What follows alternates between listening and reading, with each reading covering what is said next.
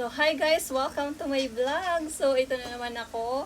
At medyo bumabalik na ulit yung pagiging active ko sa pagbablog. Kasi nung mga previous month, previous weeks, or previous days, talagang may pinagdadaanan ako. At the same time, pakiramdam ko ay mag-solo lang akong humaharap sa aking problema. Pero, kasi sa totoo lang guys, takot talaga akong makakita ng nakaposas na tao. Diba nag-file nga ako ng kaso. So, yan, lalo na nung July 17. So, may preso doon na kasabay namin.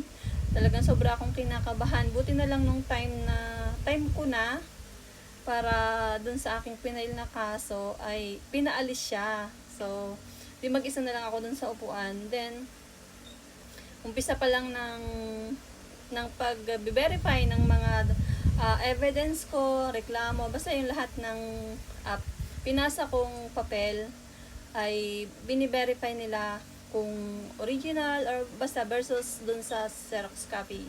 And then, umpisa pa lang, sinabo na talaga yung driver at hindi na rin nakapagsalita yung lawyer ng driver. So, ako naman pumunta ko dun guys kasi wala naman akong lawyer. So, kaya nung time na yon talagang nung nakita ko sila at ang dami nila, tapos ako at saka yung anak ko lang yung kasama ko. As in, hindi ko maiwasan na kabahan kahit alam ko naman na alam kong mananalo ako. After nung humarap na nga kaming dalawa at napagalitan sila, so yung team ng kabilang panig ay umpisa pa lang ay napagsabon na. July 21, pinabalik ulit kami. 9 AM para kung halimbawa maayos pa yung problema namin, maareglo pa, tapos kung hindi naman ay tuloy-tuloy na yung pre-trial.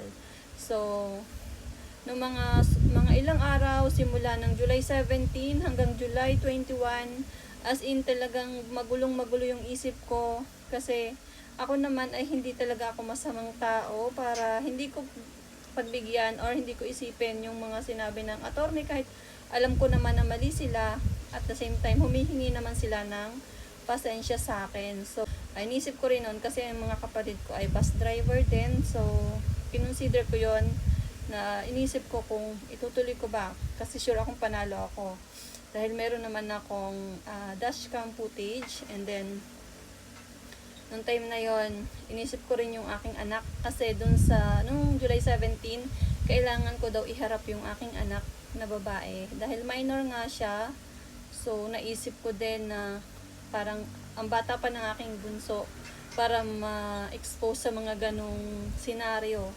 Isip ko rin yung pamilya ng driver na nakabangga sa akin kasi nga alam ko possible na tanggalin siya sa company na pinagtatrabahuhan niya at mahirapan siyang maghanap ng trabaho dahil alam ko naman na mayroon din siyang pamilya na umaasa sa kanya. So, yun yung isa sa mga inisip ko noon. Then, sabi ko sa sarili ko, wala namang mawawala sa akin kung bibigyan ko ulit siya ng pagkakataon. Pero, sa pangalawang pagkakataon, hindi na ako papayag ng katulad nung una. So, ano ba yung sinasabi ko nung katulad nung una? Kasi nung unang nabangga niya ako ng April 13, ay pumayag ako na insurance ko yung gagamitin at ang babayaran lang niya ay participation fee, tapos yung other expenses ng basta related sa sasakyan, katulad ng pag nag-aayos ako ng requirements ko sa yung pagbiyahe-biyahe ko, syempre pinasagot ko yun sa kanya. And then yun, pinagbigyan ko sila, kaya tumagal na halos 3 months na hindi pa ginagawa yung aking sasakyan. Tapos dumating yung time na nakikipagmatigasan na sa akin yung legal team nila, yung driver nila, hindi na nila pinapansin yung mga message ko, yung call ko.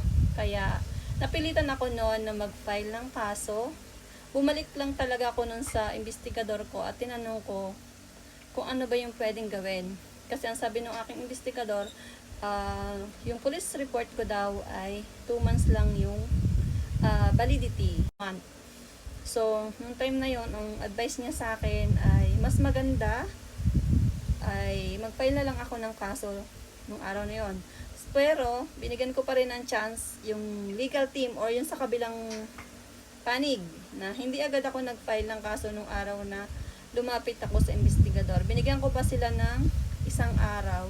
Bumalik ako ng May 7, alas 2 ng hapon. Kasi talagang hindi nila sinisin lahat ng message ko. Hindi na rin nila ulit sinasagot yung mga tawag ko.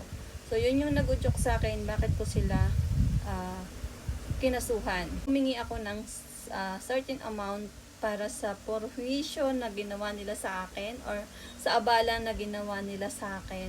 So, hindi ko na sabihin kung magkano yung hiningi ko.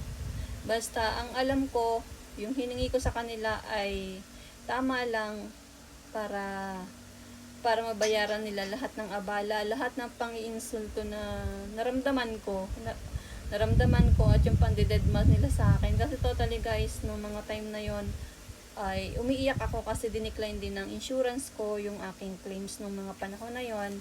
Tapos sobrang laki ng damage ng sasakyan ko at ang halaga ng damage niya ay nasa 290k. So iniisip ko noon wala naman akong ganung kalaking pera. Kaya sobrang iyak ako ng iyak, hindi ko alam kung anong gagawin ko. Kaya yun, napunta ako bumalik ako sa investigador. So, sa ngayon naman ay okay na. Kaya yan, balik na naman tayo sa pag-vlog. Yun lang guys, and thank you so much. Follow for more. Bye guys!